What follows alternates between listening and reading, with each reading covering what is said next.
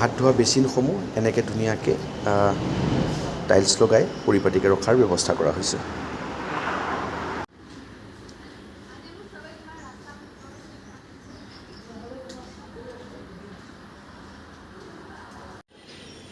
এয়া নতুনকৈ নিৰ্মাণ কৰি থকা আমাৰ এটি গৃহ।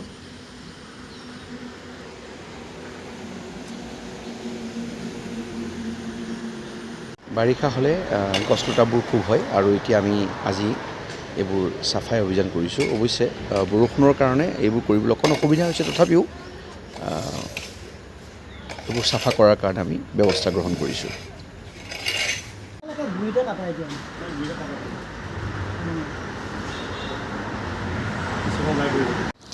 এয়া বিদ্যালয়ত ৰোপণ কৰা ঔষধি শুকলতি গছ। শুকলতি গছডালৰ কেইবাটাও ঔষধি গুণ আছে আৰু এইবোৰ আমি ইয়াত প্লান্ট কৰিছোঁ। Canopy of trees over our school. এজোপা বৃক্ষ থকাটো দশপুত্ৰৰ সমান আৰু আমাৰ বিদ্যালয়ৰ বাবে এক সম্পদ। এয়া বিদ্যালয়ত থকা সাঁচি গছ,